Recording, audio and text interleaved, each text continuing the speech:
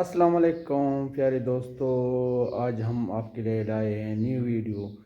उम्मीद करते हैं। नमस्कार, एबीपी लाइव देखना शुरू कर चुके हैं आप। आपके साथ मैं हूं प्रिया। अमेरिका में इन दिनों एक नया डर चर्चा में है और ये डर किसी अचानक हमले का नहीं बल्कि एक ऐसे खतरे का है जो धीरे धीरे आकार ले रहा है।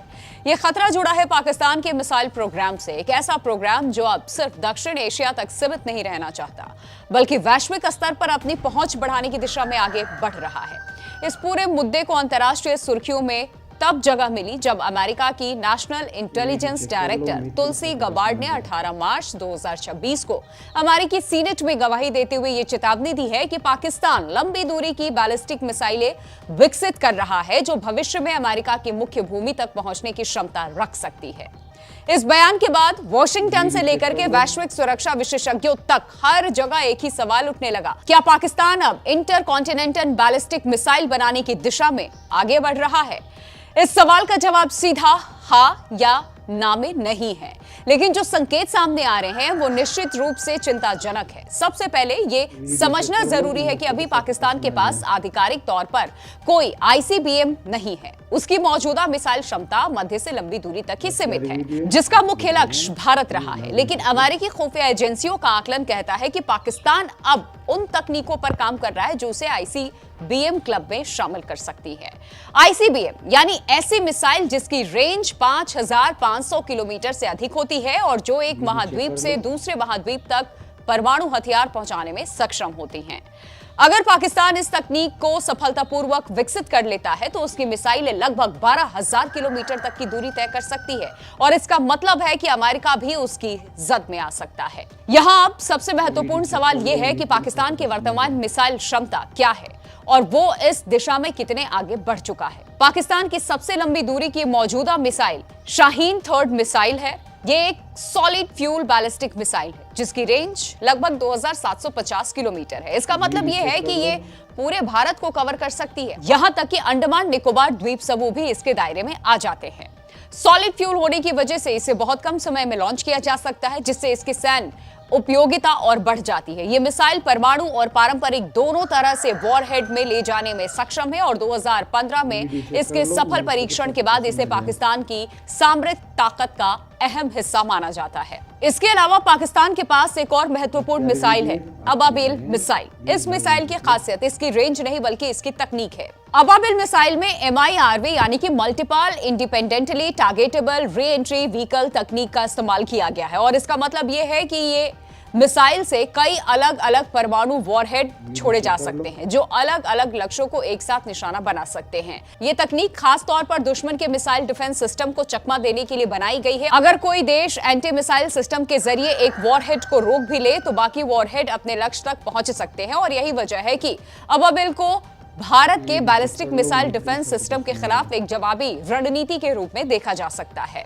पाकिस्तान के पास गौरी और शाहीन 2 जैसी पुरानी मिसाइलें भी हैं जिनकी रेंज 1500 से 2500 किलोमीटर के बीच है।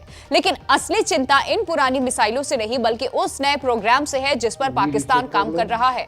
अमेरिकी खुफिया एजेंसियों के मुताबिक पाकिस्तान बड़े आकार के रॉकेट मोर्टार विकसित कर रहा है। ये रॉकेट मोटर्स ही आईसीबीएम तकनीक की रीढ़ होते हैं।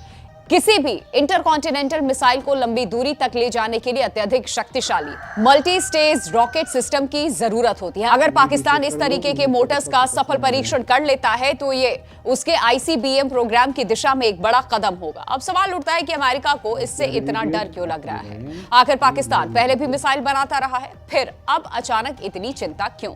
इसका जवाब पाकिस्तान की रणनीतिक दिशा में बदलाव में छुपा है। अब तक पाकिस्तान की सैन्य रणनीति मुख्य रूप से भारत को ध्यान में रखकर के बनाई गई थी, जिसकी मिसाइलों की रेंज, तैनाती और तकनीक ऑल इंडिया सेंट्रिक रही है। लेकिन अगर पाकिस्तान आईसीबीएम विकसित करता है तो इसका मतलब होगा कि वो अपनी सामरिक पहुंच को क्षेत्रीय से वैश्विक स्तर तक बढ़ा रहा है और यही बात अमेरिका को परेशान कर रही है।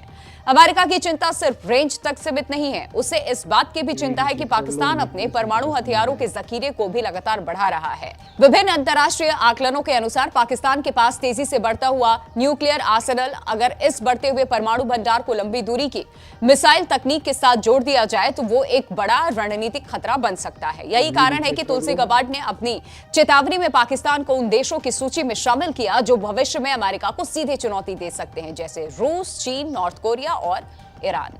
इस खतरे को देखते हुए अमेरिका ने पहले ही कुछ कदम उठाने शुरू कर दिए थे। रिपोर्ट्स के मुताबिक अमेरिका ने पाकिस्तान की 4 कंपनियों पर सैंक्शंस लगाए हैं जो इस मिसाइल प्रोग्राम से जुड़ी हुई मानी जाती हैं।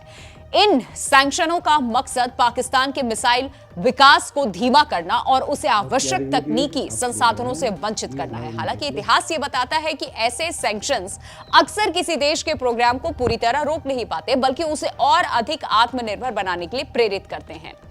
अब एक और महत्वपूर्ण सवाल, क्या पाकिस्तान वास्तव में अमेरिका को निशाना बनाना भी चाहता है? पाकिस्तान का आधिकारिक रुख यह है कि उसका मिसाइल और परमाणु कार्यक्रम केवल भारत के खिलाफ डिटरेंस यानी कि प्रतिरोधक क्षमता बनाए रखने के लिए है। पाकिस्तान बार बार यह दावा करता रहा है कि उसकी रणनीति क्षेत्रीय सुरक्षा संतुलन बनाए रखने की होती है, लेकिन अमेरिका इस तर्क से बिल्कुल संतुष्ट नहीं है। उसका यह मानना है कि जब एक बार किसी देश के पास आईसीबीएम जैसी तकनीक आ जाती है तो उसके इस्तेमाल की संभावनाएं सिर्फ एक देश तक सीमित बिल्कुल नहीं रहती है। रणनीतिक विशेषज्ञों का भी यही मानना है कि मिसाइल तकनीक का विकास केवल वर्तमान खतरे के आधार पर नहीं बल्कि भविष्य की संभावनाओं को ध्यान में रखकर किया जाता है। यानी अगर पाकिस्तान आज आईसीबीएम बना रहा है तो सिर्फ भारत के लिए नहीं बल्कि एक व्यापक रणनीतिक भूमिका के लिए तैयार कर रहा है, और यही बात वैश्विक स्तर पर चिंता का कारण बनती जा रही है। भविष्य की बात करें तो अमेरिकी आकलनों के अनुसार 2035 तक ये खतरा और बढ़ सकता है। अगर पाकिस्तान अपने मौजूदा प्रोग्राम को इसी गति से आगे बढ़ाता रहा तो वो आने वाले एक दशक में आईसीबीएम क्षमता हासिल कर सकता है। ये न केवल दक्षिण एशिया बल्कि पूरी दुनिया के लिए एक नया सुरक्षा समीकरण पैदा करेगा, खास तौर पर ऐसे समय में जब पहले से ही कई देश जैसे रूस, चीन और नॉर्थ कोरिया लंबी दूरी की मिसाइल तकनीक में आगे बढ़ रहे हैं। तो कुल मिलाकर के तस्वीर साफ है, पाकिस्तान के पास अभी ऐसी कोई मिसाइल नहीं है जो अमेरिका तक पहुंच सके, लेकिन वो उस दिशा में तेजी से बढ़ भी रहा है। उसका मौजूदा मिसाइल आर्सेनल जैसे कि शाहीन थर्ड मिसाइल और अबाबिल मिसाइल उसे क्षेत्रीय ताकत जरूर देते हैं, लेकिन भविष्य का उसका लक्ष्य इससे कहीं आगे नजर आता है। यही वजह है कि अमेरिका ने समय रहते चेतावनी दी और सतर्कता बढ़ा दी है। अब देखना यह होगा कि पाकिस्तान वास्तव में आईसीबीएम क्षमता हासिल कर पाता है, और अगर हाँ तो क्या वो सिर्फ एक क्षेत्रीय शक्ति बना रहेगा या फिर वैश्विक सामरिक समीकरण को चुनौती देने वाला ताकत बन जाएगा। क्योंकि अगर ऐसा हुआ तो ये सिर्फ 2 देशों के बीच का मामला नहीं रहेगा बल्कि पूरी दुनिया की सुरक्षा के लिए एक नया और गंभीर अध्याय साबित हो सकता है।